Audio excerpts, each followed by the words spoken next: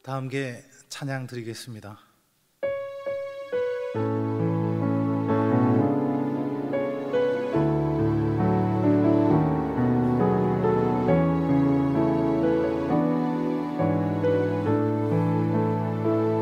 괴로울 때 주님의 얼굴 보라, 평화의 주님 바라보아라. 세상에서 시달린 친구들아, 위로의 주님 바라보아라. 눈을 들어 주를 보라, 내 모든 염려 주께 맡겨라. 슬플 때에 주님의 얼굴 보라, 사랑의 주님 안식 주리라.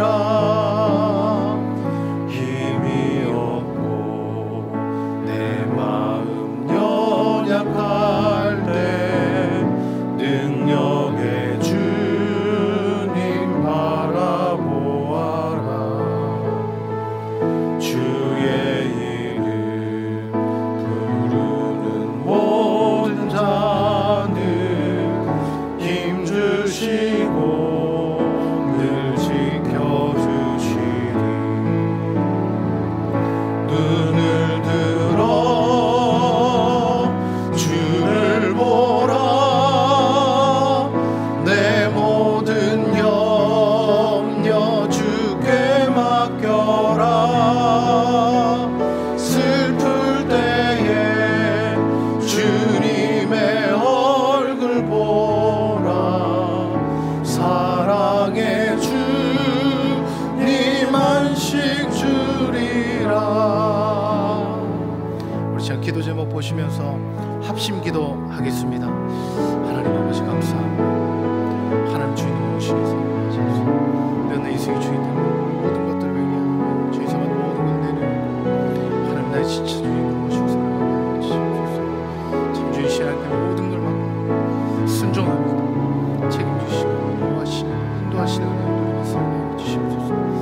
시대를 지키고 교회와 다음 세대를 지킬 수 있도록 성경을 막아 주시옵소서. 뿐만 아니라 교회를 만드는 모든 악한 영들과 시대를 지켜 주시옵소서. 이 어려운 때 교회를 이끌어가신 하나님 목사님 붙들어 주시고 오늘 시대를 잘 감당할 수 있는 지혜와 소명을 주시고 사역에 집중하실 수 있는 목사님 그의 불순으로 막아 주시옵소서. 특별히 건강을 지켜주시고 목사님의 하나님 가정 성공에서 평안케 하여 주시옵소서. 엘리사의 부추 갑자기 영광과 모여서 환경 문제를 이길 수 있는 앞당을 내려주시고 지켜주시고 당신을 세우는 이가 올 수 있도록 주시옵소서. 하나님을 주인으로 모시고 섬기는 해를 맞아 내가 내 인생의 주인 되었던 것들을 회개하며 주인 삼았던 모든 것들을 내려놓고 하나님 나의 진짜 주인으로 모시고 살아가게 하옵소서. 그리고 내 인생의 참 주인이신 하나님께 모든 것을 맡기고 순종할 때 책임져 주시고 보호하시며 인도하시는 은혜를 누리며 살게 하소서. 나라의 시대를 지키고 교회와 다음 세대를 지킬 수 있도록 평등법과 포괄적 성교육을 막아 주시옵소서. 뿐만 아니라 교회를 무너뜨리려 하는 모든 악한 정책과 시도들이 무너지게 하옵소서. 이 어려운 때 우리 교회를 이끌어 가시는 담임 목사님을 더 강력하게 붙들어 주시고 고난 시대를 잘 감당할 수 있는 성령의 지혜를 주시고 주신 사명을 잘 감당하고 사역에 집중하실 수 있도록 모든 사단의 공격을 은혜의 불성각으로 막아 주시옵소서. 특별히 건강을 지켜주시고 목사님 가정을 성령께서 평안케 하옵소서.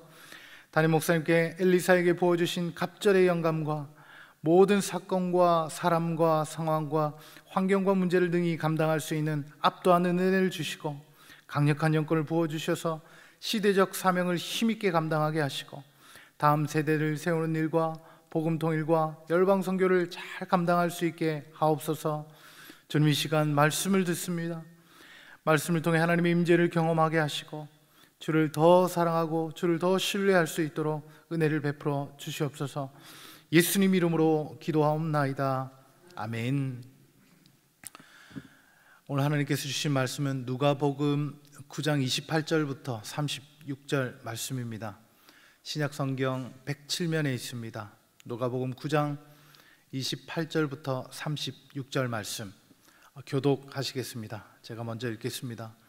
이 말씀을 하신 후 8일쯤 되어 예수께서 베드로와 요한과 야고보를 데리고 기도하러 산에 올라가사 기도하실 때 용모가 변화되고 그 옷이 이어져 광채가 나더라.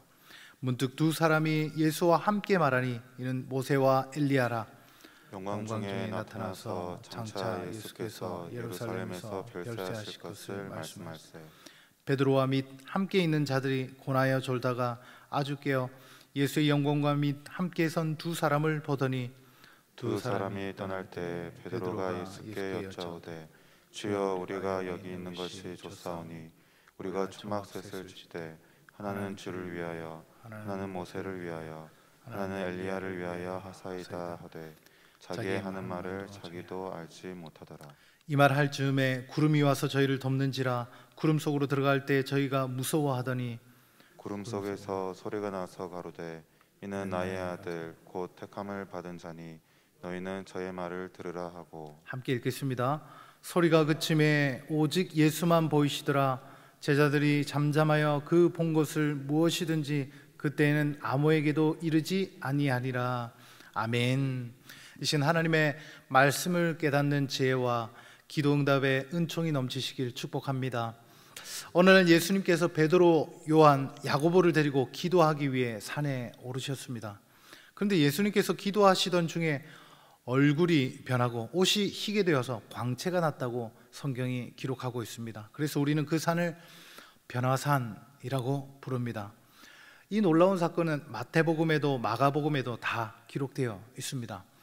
하지만 예수님께서 산에 왜 올라가셨는지, 이런 변화가 일어날 때 무엇을 하고 계셨는지 자세히 기록하는 곳은 누가복음밖에 없습니다. 다른 성경에는 예수님께서 제자들과 함께 산에 올랐는데 그 모습이 변하셨다고 단순하게 기록하고 있습니다. 그런데 누가복음에서는 예수님께서 기도하기 위해 산에 오르셨고 기도할 때 이런 변화가 일어났다고 정확하게 기록하고 있습니다.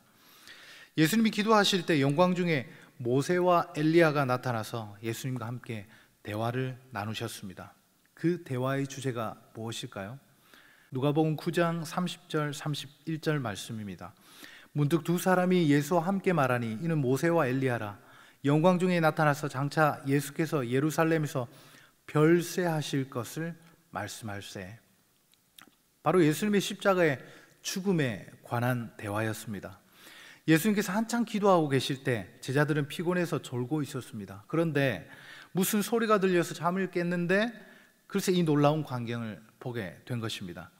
황홀한 베드로가 분위기 파악하지 못하고 장막을 지어서 이곳에서 함께 지내자고 제안을 합니다. 바로 그때 구름이 그 장소를 덮었습니다. 그리고 구름 속에서 하나님 아버지의 음성이 들립니다. 이는 나의 아들 곧 택함을 받은 자니 너희는 저의 말을 들으라. 그 소리가 그치자 모세와 엘리야는 어디로 갔는지 보이지 않고 예수님만 앞에 계셨습니다. 예수님께서 높은 산에 올라가서 온 힘을 다해서 기도하셨습니다. 그런데 하나님께서 두 가지 형태로 응답을 하신 것입니다. 그것이 무엇입니까? 하나는 용모가 변하고 옷이 휘어지고 광채가 난 일입니다. 또 하나는 모세와 엘리야를 소환하신 일입니다. 다른 인물이 아니라 모세와 엘리야가 나타난 것은 어떤 의미가 있을까요? 모세는 구약 율법을 대표합니다. 엘리야는요, 선지자를 대표합니다. 그래서 이스라엘 사람에게 모세와 엘리야는 구약 전체를 의미합니다. 그리고 모세와 엘리야 그리고 예수님의 대화의 주제가 아까 말씀드렸던 것처럼 십자가의 죽으심입니다. 예수님께서 간절히 기도했던 내용은 무엇이었을까요? 마찬가지로 십자가의 죽음에 대한 것이었습니다. 오늘 읽었던 9장 28절 말씀은 이 말씀을 하신 후에 라고 시작합니다. 이 말씀은 어떤 말씀일까요? 바로 앞에 기록되었던 이제 내가 고난받고 죽을 것이다. 하지만 3일 만에 부활할 것이다. 너희 제자들도 이 길을 따라와야 한다. 이 말씀입니다. 다시 정리하면 이렇습니다. 예수님께서는 특별히 자신이 당할 십자가의 죽음을 놓고 간절히 기도하셨습니다. 그런데 하나님께서 응답을 하셨습니다.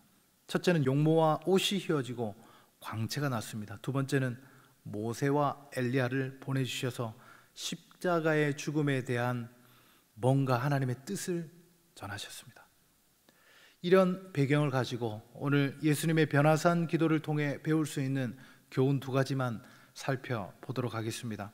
예수님의 변화산 기도를 통해 배울 수 있는 교훈, 첫 번째, 기도할 때 사명을 확인하게 된다는 사실입니다. 예수님이 이 땅에 오신 목적을 분명히 알고 계신 분이셨습니다. 그런데 오늘 변화산 기도에서도 그 유명한 겟세마네 동산에서의 기도에서 알 수 있듯이 예수님은 십자가의 죽음을 앞두고 감당하기 힘든 두려움이 엄습해 왔습니다. 그래서 할 수만 있다면, 혹시 다른 방법이 있다면 이 십자가를 피하게 해달라 기도하셨습니다. 그 고통은 앞으로 받게 될 육체적 고통과 함께 한 번도 생각해 보지 못했던 하나님 아버지의 단절 때문이었을 것입니다. 하지만 예수님께서는 십자가의 죽음을 받아들이셨고 3일 만에 부활하셨습니다. 이 두려움을 이기고 이 사명을 감당할 수 있었던 이유는 무엇이겠습니까? 그것은 바로 오늘과 같은 예수님의 기도가 있었기 때문입니다. 우리 삶도 마찬가지입니다. 여러분, 우리가 가장 기초적이고 또 중요한 믿음이 우리에게 있습니다. 하나님께서 나를 이 땅에 보내신 것은 분명한 하나님의 목적이 있다는 믿음입니다. 단 한 사람도 실수로 태어난 사람 없습니다. 그리고 이 가정에, 이 직장에, 이 공동체에 이 사람들을 만나게 하신 이유가 분명히 있다는 것입니다. 그곳에서 나를 통해 분명히 하나님의 하실 일, 즉 사명이 있다는 것입니다. 하나님이 내게 주신 사명을 발견하는 것도, 그 사명을 감당하는 것도 기도를 통해서 가능한 것입니다.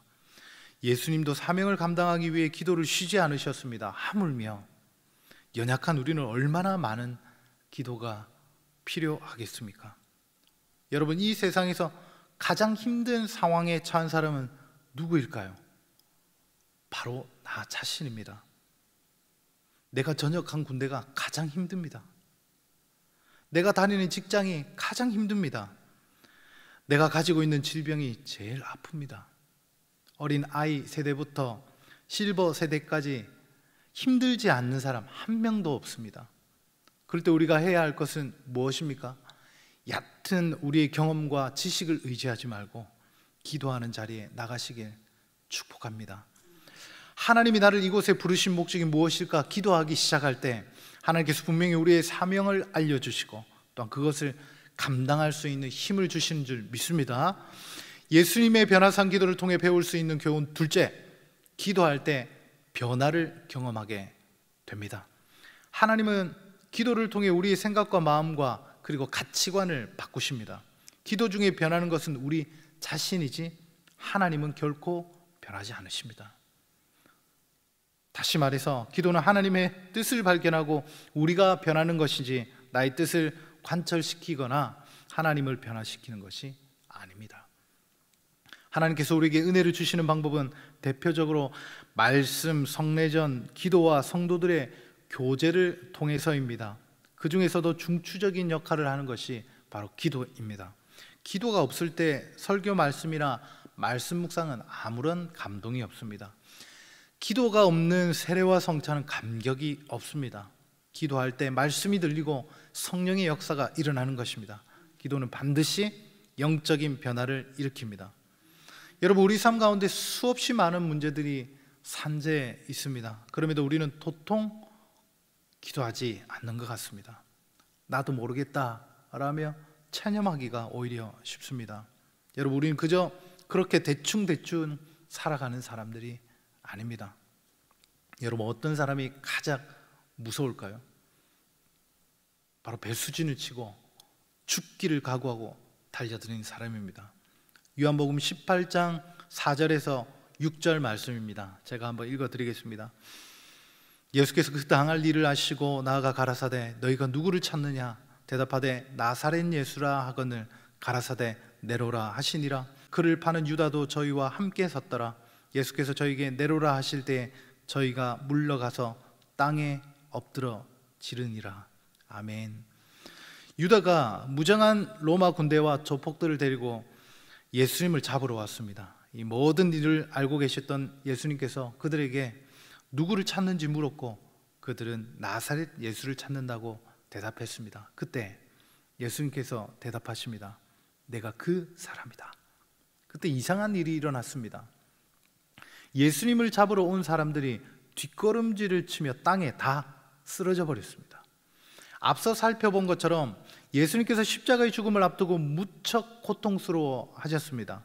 그래서 간절히 여러 번 기도하셨습니다.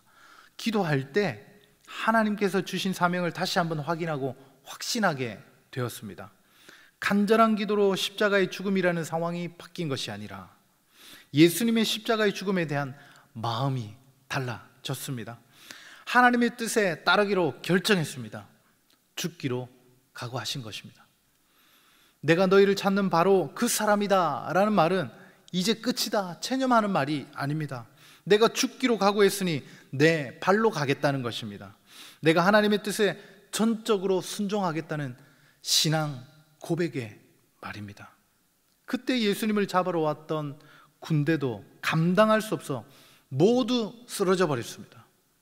사랑하는 여러분, 여러분은 여러분이 생각하는 것보다 훨씬 강한 사람들입니다. 우리는 할 수 없지만 내 안에 하나님이 세상의 그 어떤 것보다 강하시기 때문입니다. 여러분, 지금 여러분의 발목을 붙잡고 있는 문제는 무엇입니까? 돈 문제, 관계 문제, 건강 문제, 영적인 문제. 상황은 좀처럼 잘 변하지 않습니다. 하지만 기도하면서 나의 사명을 깨닫고 내가 변하면 할 수 있습니다. 그러면 하나님께서 우리의 상황도 바꿔 주실 것입니다. 그것이 하나님께서 허락하신 상황이라면 내가 먼저 변해야 상황 또한 변하는 것이 이치입니다. 우리 함께 기도 제목을 읽고 우리 기도하며 나가도록 하겠습니다. 하나님 아버지, 예수님을 통해 진정한 기도의 본을 보이시니 감사합니다. 간절히 기도할 때 다시 사명을 깨닫고 영적인 변화를 경험하게 하옵소서. 우리 함께 기도하며 나가도록 하겠습니다. 하나님 아버지 감사합니다. 오늘 말씀을 통하여서 진정한 하나님 아버지 기도의 본을 보여주시고 결국 하나님 아버지 우리의 구원을 이루신 예수님을 찬양합니다. 간절히 기도할 때 우리 사명을 깨닫게 하여 주시고 영적으로 하나님 변화를 경험케 하여 주시옵소서. 더욱더 주님을 따라가는 일에 하나님 우리가 순종으로 나갈 수 있도록 주님 함께하여 주시옵소서. 역사하여 주시옵소서. 하나님 아버지 감사합니다. 예수님께서 십자가를 앞두고 하나님 앞에 간절히 기도했기에 하나님의 뜻을 이룬 줄 압니다. 우리 인생에 다가오는 수많은 문제들 앞에 원망하거나 체념하지 않고 기도의 자리에 나아가게 하옵소서. 그래서 사명을 다시 발견하고 삶의 태도가 바뀌게 하여 주시옵소서. 주님께 순종할 수 있는 믿음을 더해 주시옵소서. 예수님 이름으로 기도하옵나이다. 아멘. 계속해서 담임 목사님과 교회, 나라와 민족과 선교사님을 위해 기도해 주시고 기도회를 마무리해 주시기 바랍니다.